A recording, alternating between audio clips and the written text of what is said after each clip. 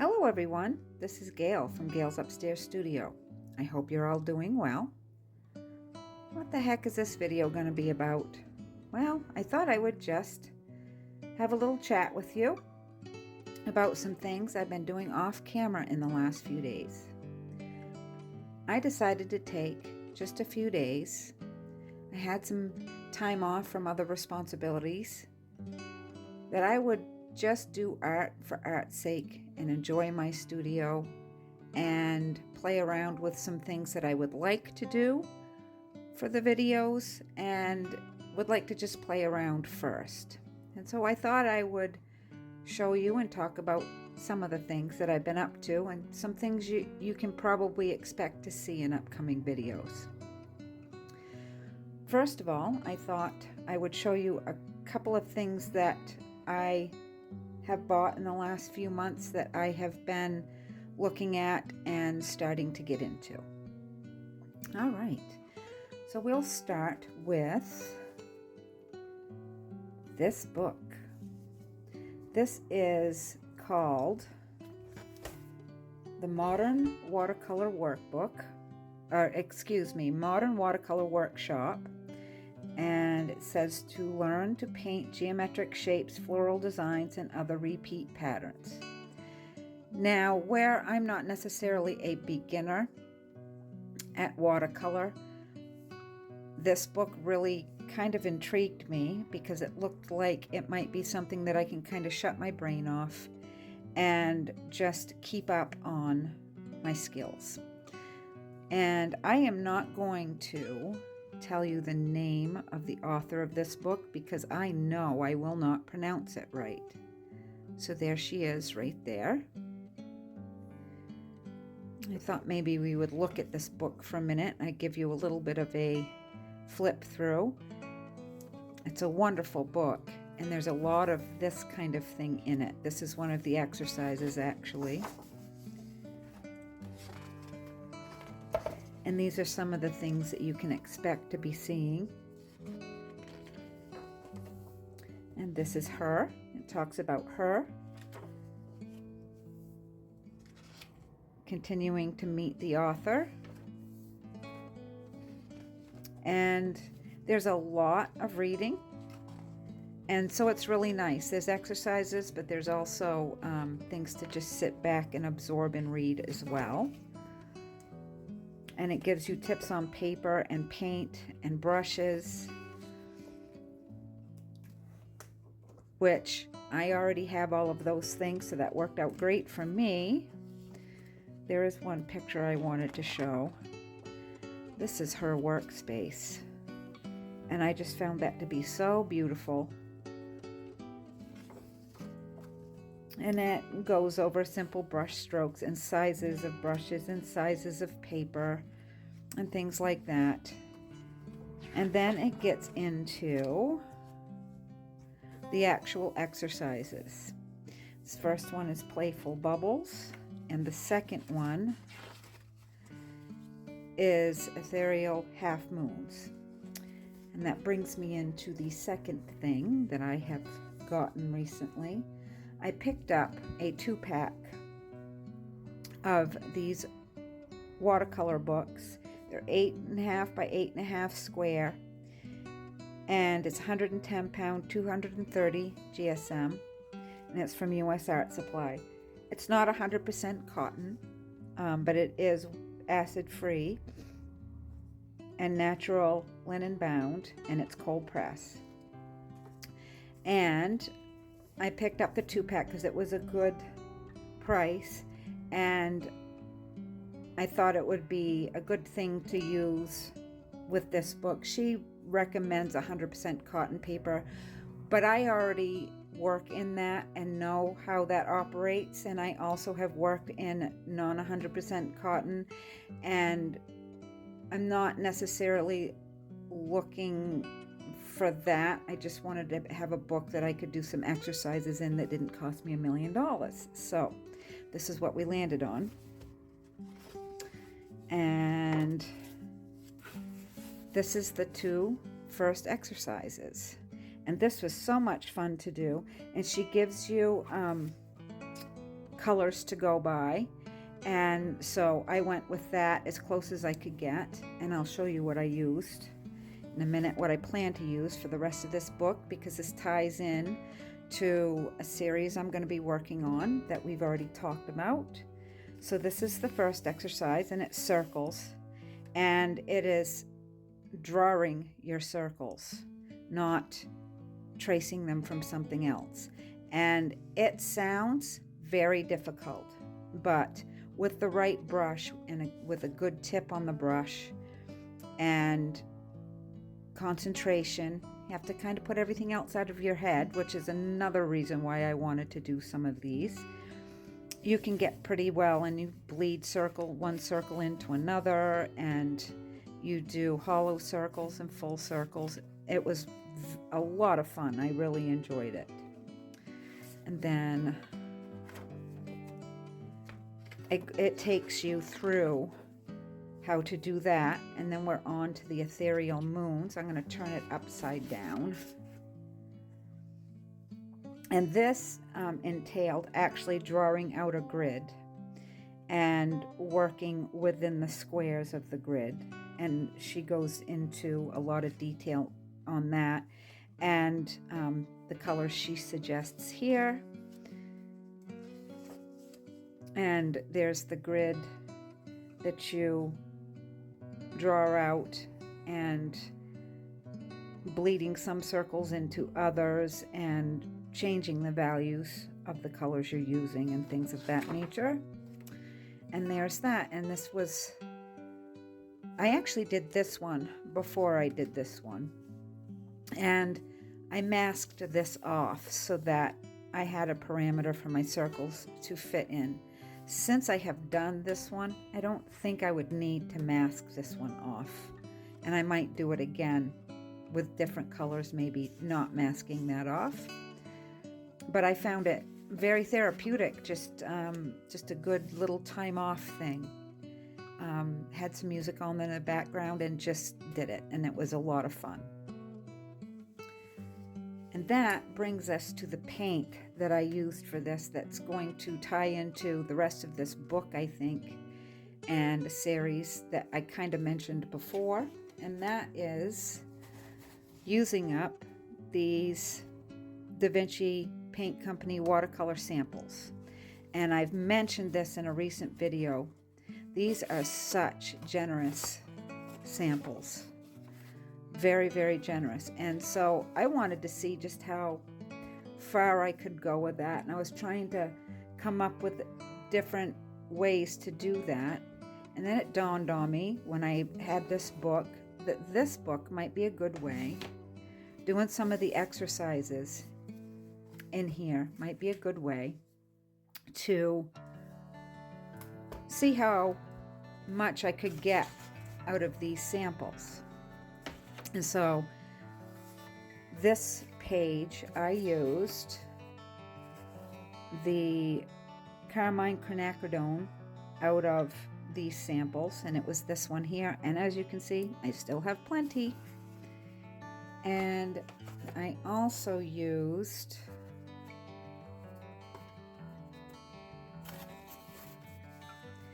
the Cadmium Yellow Lemon, which I still have plenty of after this page, and Cadmium Orange, which I also still have plenty of. And then on this page, I use Quinacridone Fuchsia, which I still have some of.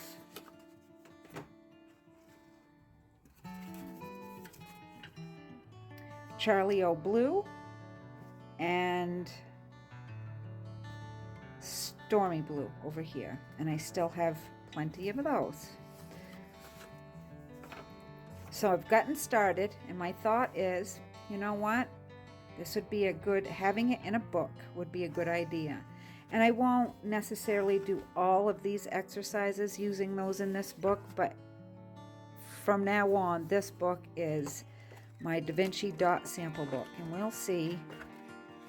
That was a template. That's another thing that I did. to help along with the grid, this is an 8.5 by an 8.5, and I decided that I would like to have an 8 by 8 layout. So I cut out an 8 by 8 square, and my outside line was just using that, and then I did the grid. I measured the grid out inside of this piece. So that's what my plan is for this book. And see, that just goes to show you it is good to take some time to do things for yourself, because that's when the ideas come. I knew I wanted to do something with these.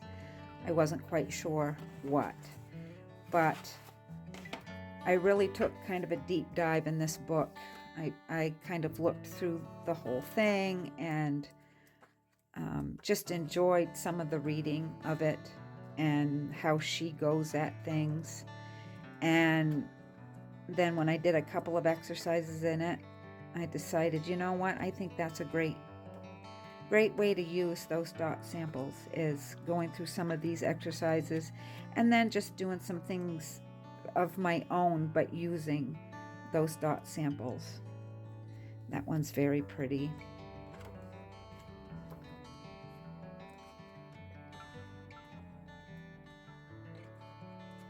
And I might do some more of these exercises, maybe on camera, or I'll at least show you when they're done. I like this one. I'm looking forward to doing that one. It's going to take a while.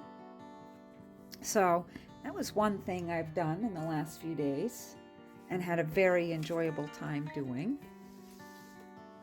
I have another book that I purchased recently that I also looked at this weekend. I saw this on someone's YouTube channel, though I don't remember whose. I apologize. It is called Color Harmony for Artists by Ana Victoria Calderon. Still don't know if I have that pronounced right, so I'm going to bring it right up so you can see.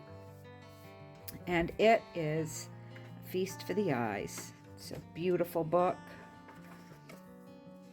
And it talks about color theory, obviously, and what a harmony is, and the different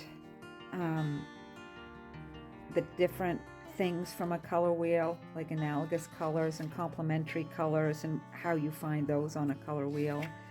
Split, complementary, triadic, and tetradic, which I certainly know some of. I haven't paid close attention to a lot of that, but I'm familiar with it. And this is about color temperature. And these are two paintings of the same painting done, one with a warm color story and one with a cool color story. And that really brings it home, that the difference between and what you can really accomplish by paying attention to those things. And here are some color suggestions that she has here. And these are pans, I think. Yeah, pan watercolors, tube watercolors, liquid watercolors. And then it goes into her inspired palettes. And this isn't going to show up very well on camera. It's not going to do it justice, but this is just, I could have sat here for hours and just looked at all of these, and each of them kind of has a name. Ornamental Arts and Crafts gives examples, and these are the colors found within. Cosmic Magic, Glowing Sunset, which on a winter day, that's a good one to look at. And it just gives a lot of inspiration for color stories that you can use. That's gorgeous, and that is taken from these and from this. I'm going to move my tea out of the way here.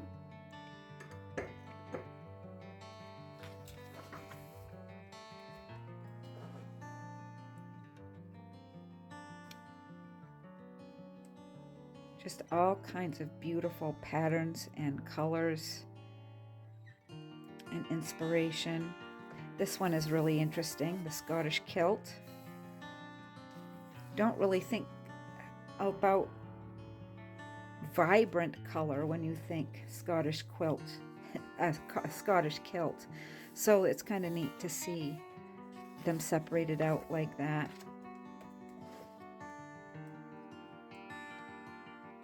I love that one. And if you were to look at just those colors, you wouldn't have guessed the name necessarily, but it's Fluffy Bunnies. And I love that. Neon butterflies. This to me, these are very transparent watercolors, obviously, on this page. And this looks like stained glass to me.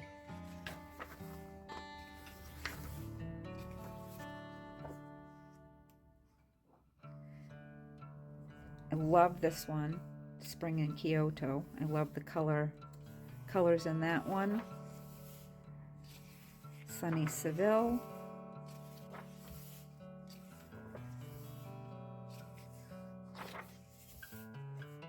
Caribbean Skyline. Lots of these are places. This one is the Swinging 60s, which to me also reads very springy.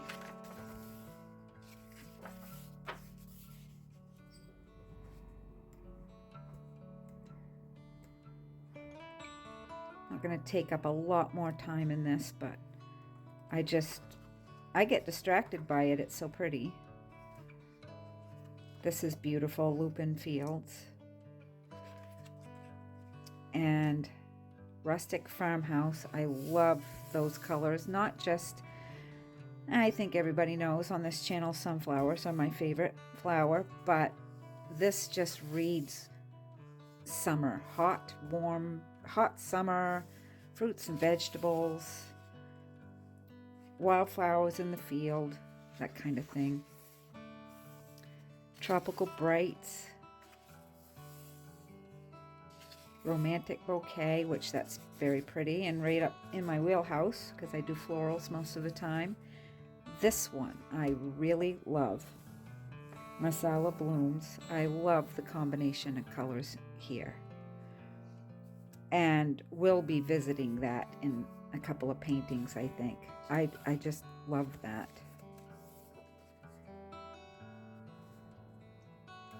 Still Life in Fruit, which is very pretty. And then some autumn things, some monochromatic schemes.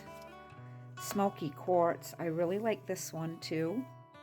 These aren't colors that I tend to use alone, but I really like this one.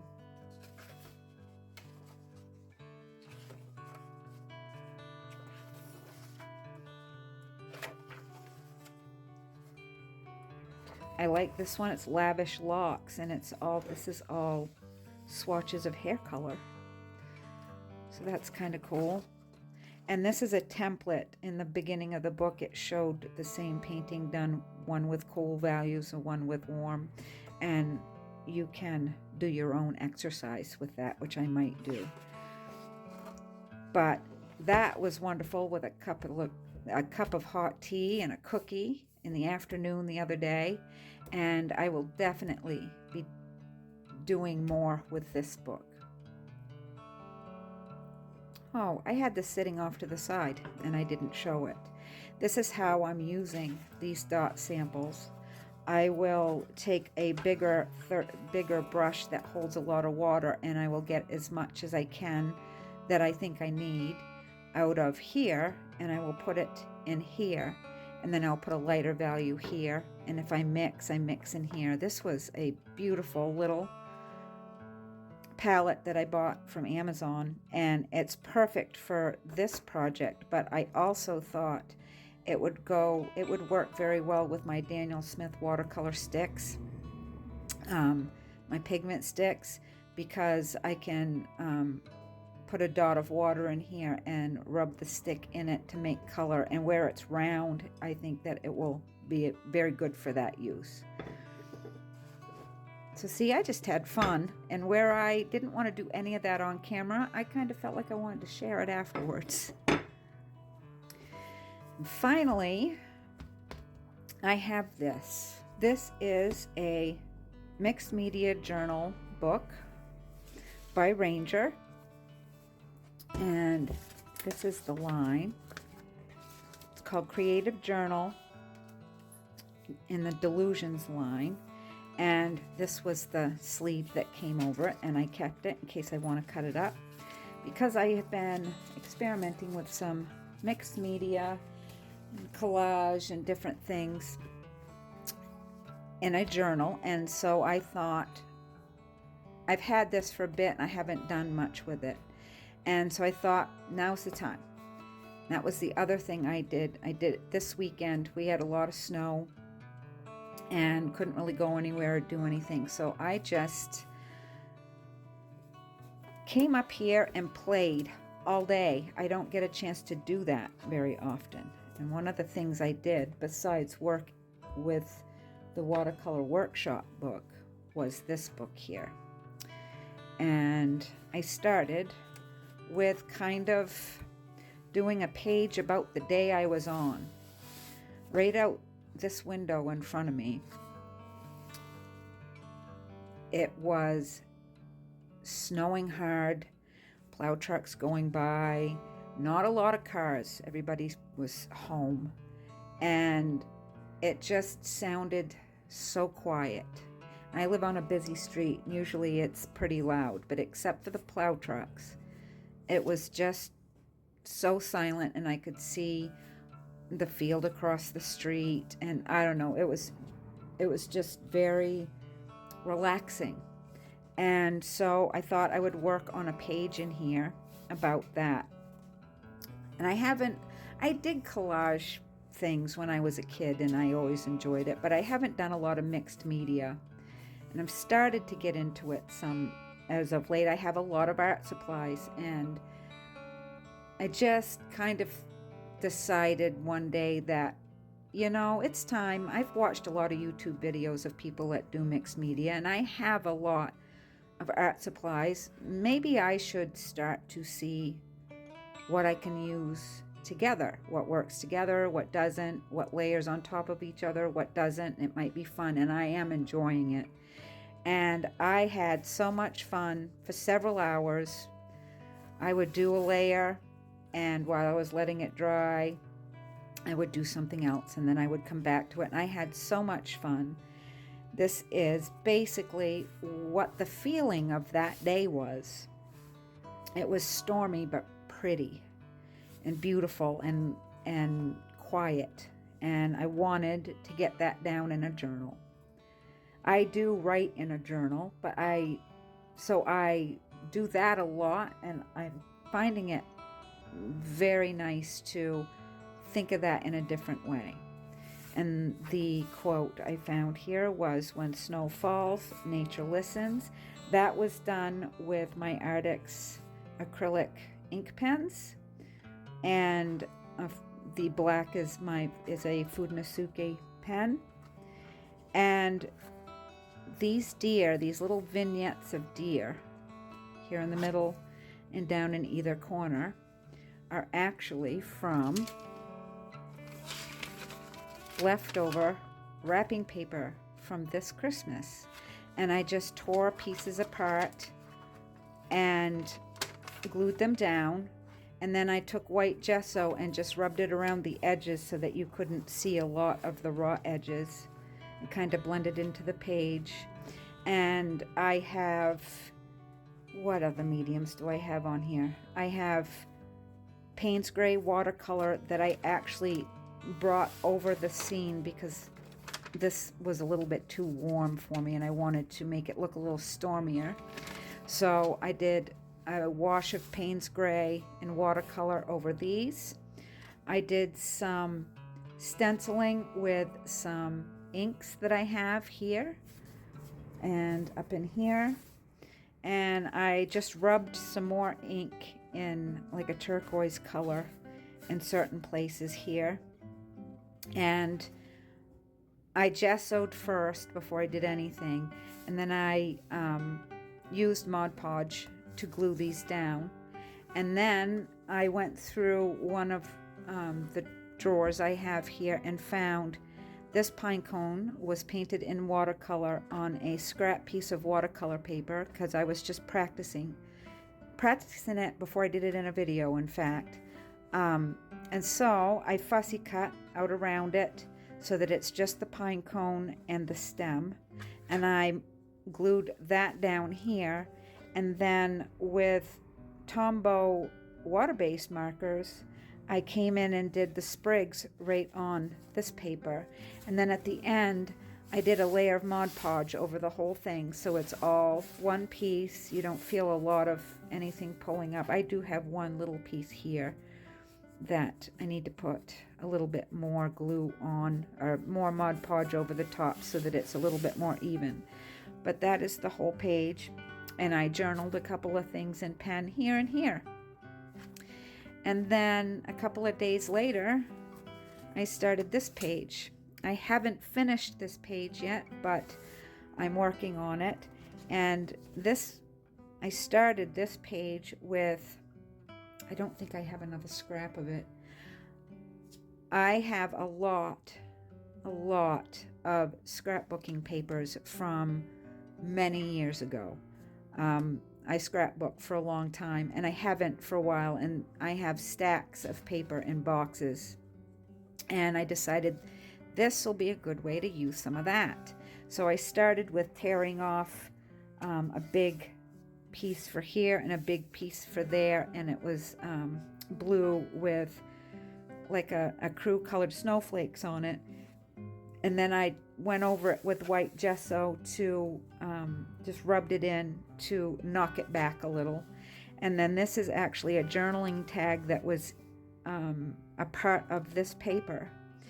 And I cut that out and Mod Podged that down. And then with acrylic markers, I'm working on this tree. And I will be splattering and doing some white snowflakes over the top when I'm done.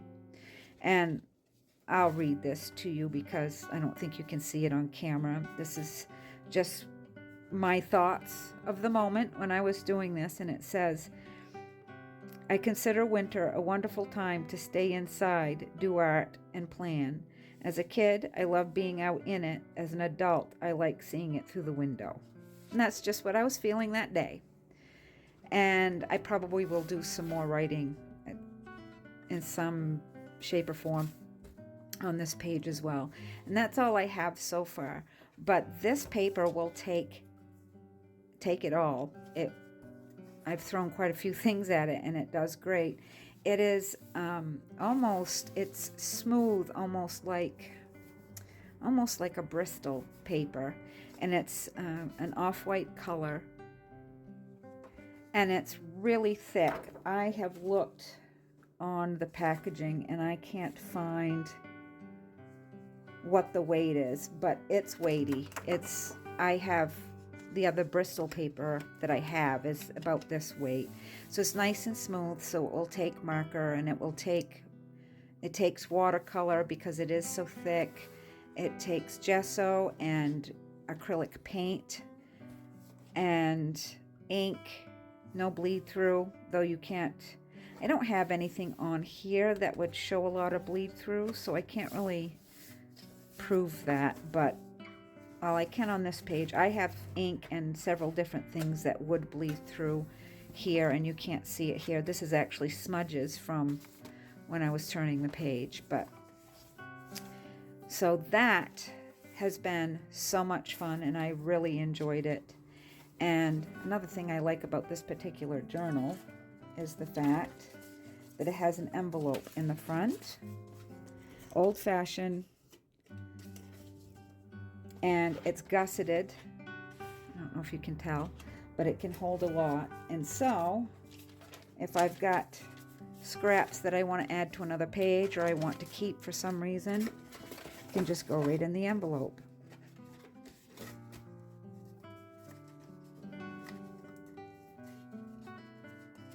And the cover of this is completely decoratable too. I just haven't yet, but I am going to be doing something on here. And I like the elastic because this will be pretty fat when it's done because you're adding a lot of things to it. So and probably be doing some of this on camera. And see, I wouldn't have thought of making a video of doing something like that if I hadn't taken the time to just experiment and have fun. And I encourage you to do that too. Don't always do art for someone else or a particular reason. I have been doing it for YouTube and for craft shows and for commission work for a long time, and don't necessarily take the time just to do it because I feel like doing it. And by allowing myself that for a couple of days, I actually got all kinds of creative juices flowing and ideas for craft fairs and videos and things of that nature. So I hope you enjoyed this strange little video, and I will see you next time.